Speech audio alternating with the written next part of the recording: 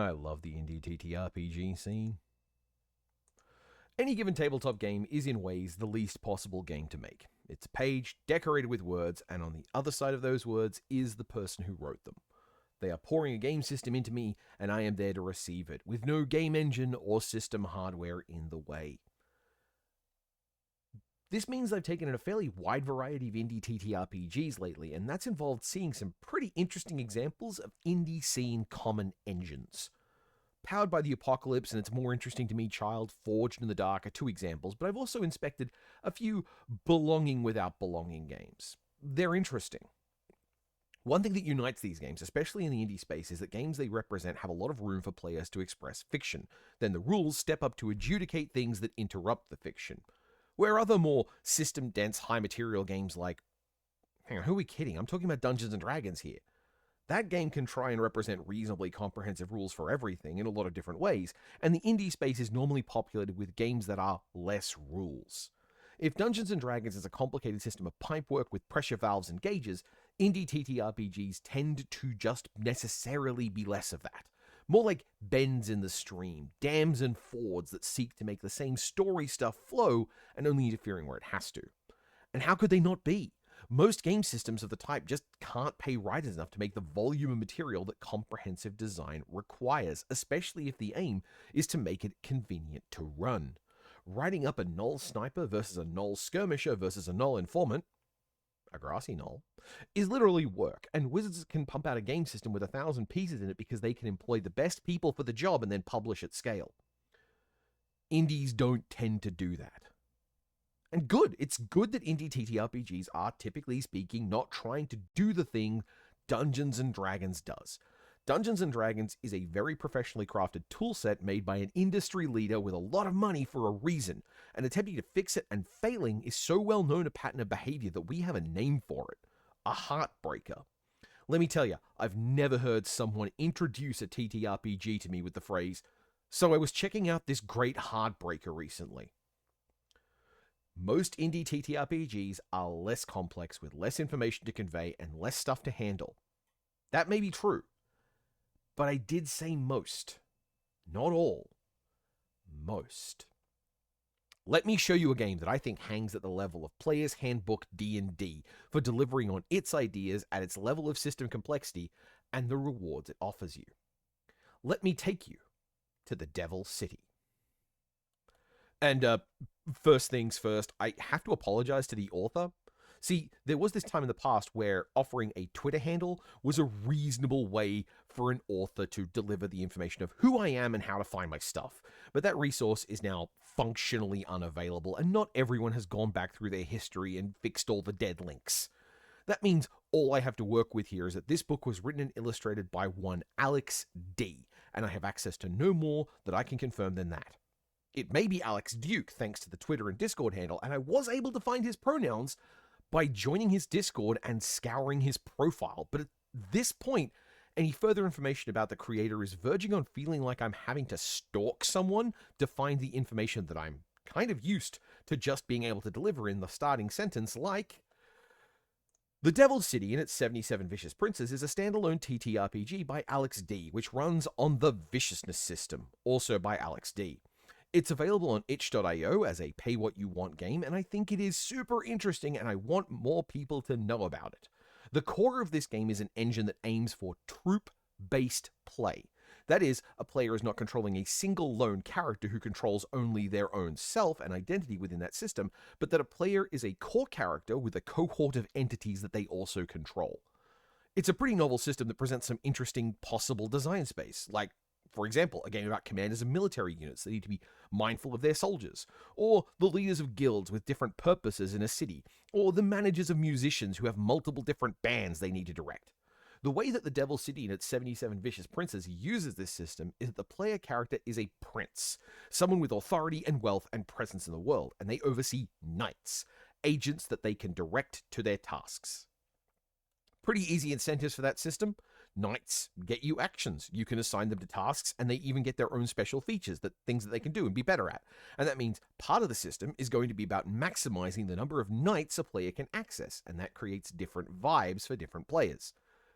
Immediately, this intrigues me. By adding a bit of board game design here, the choice to spend time building the engine to get you knights versus using those knights to achieve your ends anyway. It's a great way to signify different types of characters and different philosophies of solving problems. And what princes they are! Specifically, the Devil City and its 77 vicious princes are the tier below true rulership in an impossibly opulent city called Zanaki that sits on the edge of a gateway to hell. At one point in the past, a Devil Lord came out of hell, messed up everything, and retreated back to hell, probably because Hell Wimbledon was on. This led to the city having special, magically enhanced princes who could live a long time and never do, because of the scheming and the assassination and the backstabbing, and again, the assassination. I can't stress enough how much natural causes for a Prince of Zanaki includes stabbed in the eye while looking through a peephole. Players commandeer these princes through a system of dice pools where the type of dice reflects the kind of thing the prince is trying to do. Tasks use different dice to build these pools based on the aim, the outcome. They are violence, using a d4, success on a 4. Roguish skills, using a d6, success on a 5+. Magic skills, using a d8, success generally on an 8 or 1, but it gets complicated. Manipulating or conversing with NPCs, using a d10, success on an 8+. And esoteric and strange information, using a d12, success on something like a 9+. As the dice become larger, there's more room for ambiguity and specific options. For example, the knowledge roll has at its highest roll, not only does the player know the thing they're trying to knowledge roll about, but they get to add to the knowledge with something that they want to be true, and then other people will know that if they're very well read. On the other hand, for violence, there are only 4 numbers that show up. This naturally creates the idea that violence is simple, abrupt, and always has a pretty reasonable risk of failure. A character can be good at violence, but they're always at a risk because there just aren't that many outcomes that don't involve getting skewered. By the way, one of the outcomes in Magic is that if you roll badly enough, you explode. Bear that in mind. Anyway, this mechanical system is in aid of a pretty much completely open sandbox narrative space for players to fill in. Players are a member of a conspiracy with its own goal that the players pre-decided on. There are some example goals that set the scope of the game, but the players are expected to self-direct with what they're aiming to do. Then everyone works together to try and make good on what they want to do over a series of actions every day. Each day the prince can do something, and then knights can do something. This is a game that recommends one player dedicatedly keep track of all the notes, and another player make a map of the relationships in the conspiracy, called their web. The Devil City and its 77 vicious princes is by no means a perfect project, and I have some nits to pick. One particular one, which I think is worth addressing and actually changing, is that the game launches into player systems and a discussion of how pools work without mentioning what a dice pool is or how to understand them, which meant my first reading through, I thought everyone was rolling single dice with some re-rolls and some +1s to the rolls, which necessarily meant that the violence dice was extremely different to my first reading. This isn't to say the opening should get bogged down with it, and I understand a measure of treating the reader like you don't have to explain TTRPGs from the ground up. This is a niche product for extremely seasoned people experienced with the form and all. But if I, someone who reads these books for fun, missed it, it seems to me that it could probably be more evident. The other complaints feel less significant. They're things I think could be explained better, but they're probably a matter of explaining flavor more than anything else.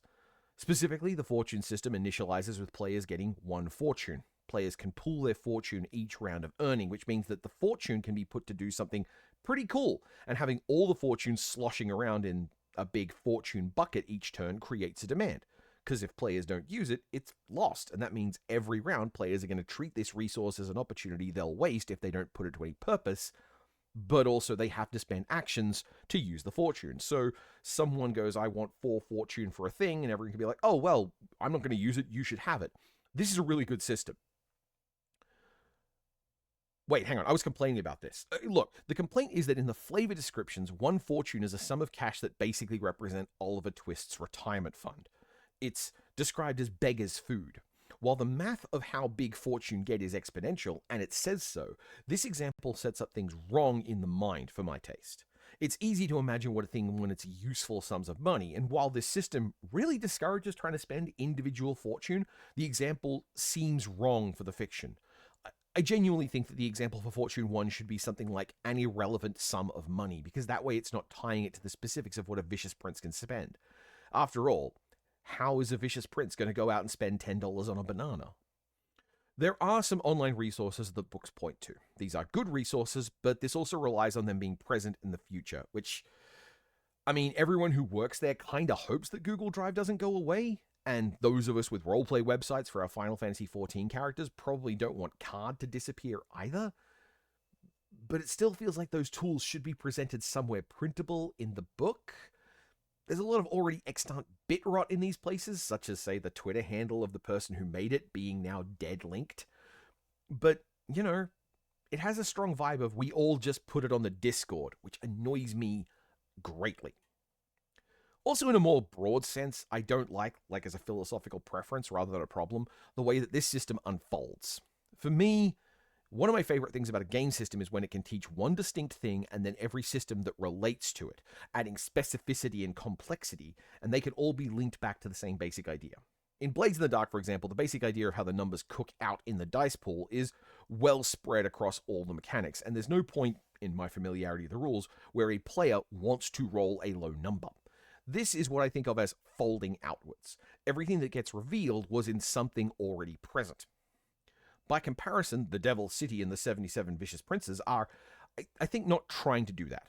There are some new, good, stable baseline rules established about how dice pools work, and then after that, the game keeps introducing new elements that pull away from one another. I get it, it makes complete sense. After all, the visual metaphor of this kind of game design is a spider's web, and that necessarily pulls things away from one another and strains players' resources. It's good design for following through on what it wants to do. My distaste for it is a personal preference, and maybe it makes the game harder to learn?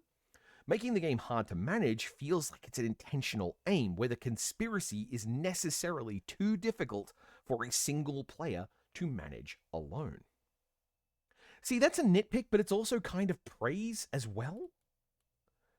I like it when a mechanical system has a clear purpose, and it's not a thing waiting in the wings for me to call upon it when I'm out of ideas.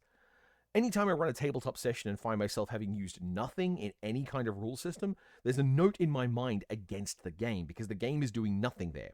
Not even bookkeeping or suggesting levers or adding weight or significance to anything we're discussing. One of the things that seems to persistently frustrate me about understanding Powered by the Apocalypse is the way it seems to be presented as, we play Let's Pretend until someone activates my trap card, and that now removes storytelling agency that may have been going completely great without whatever intercession this overly specific mechanic is doing.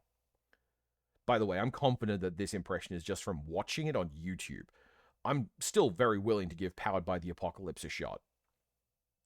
The game is full of systems of increasing complexity that are unlike enough that it feels largely bespoke.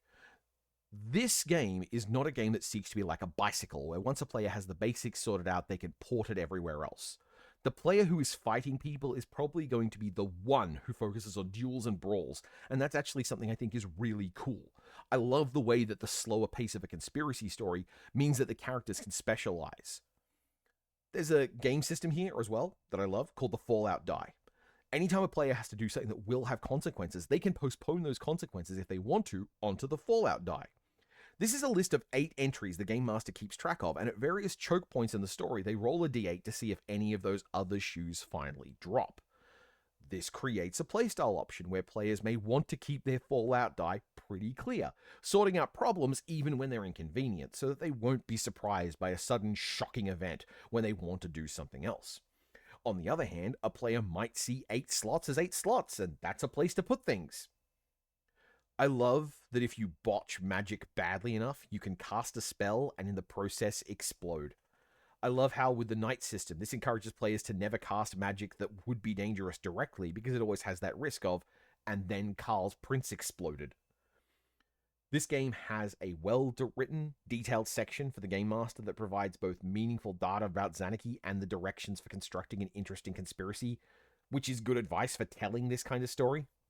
For what the Devil's City and its 77 Vicious Princes wants to be, this is pretty important stuff, and while I think that the game system presents the Game Master with a lot of levers to pull and rules to interact with that create problems for the players, that means this isn't inherently necessary. It's still good to have, but sometimes the problems will happen because the players make them happen, and all the game master has to do is say, well, I can use that. I don't have a group to play the Devil City and its 77 Vicious Princes. I think this would be an incredible Discord campaign game, maybe with some asymmetric play. Something like Cataphract, where players pop up and throw in what they have in the conspiracy ring, and then the game master over in Iceland or whatever processes it and gets back to everyone with the result of their day's travails. I think this game sounds like it could be great for the kind of people who don't mind the prospect of risking having their devoted retainer NPC pop because they asked them to cast a spell too hard or take on a duel that they couldn't handle. This game has a great personality, a great sense of style, and it's definitely worth inspecting if the complexity sounds interesting rather than overwhelming. And not for nothing, this game is mostly illustrated by the person who designed it, and this looks incredible for a one-person crew. Not quite completely one person, there's definitely art that they've commissioned, but so much of what's happening in this game book has such a distinct sense of personality and purpose and a variety of different expressions, even with its really limited graphical range. It's really funny that I found this so randomly. This wasn't being promoted by anyone. This might be the first video on YouTube discussing this game. I couldn't find any others. Searching just produced endless channels of manhwa recap slop with AI thumbnails. I'm genuinely shocked that I don't know anyone who knows anything about this game system. It's at the level of scope where I kind of figured, surely someone I know knows this guy. But, I don't know. Anyway, hopefully this encourages people to check out the Devil's City and its 77 Vicious Princes, and maybe it'll encourage the creator to update their public-facing presentation, and who knows, in that process, maybe they'll one day relink back to the first Viciousness game, Level 1 Goblin, about playing a gang of stinky goblins. That sounds great to me.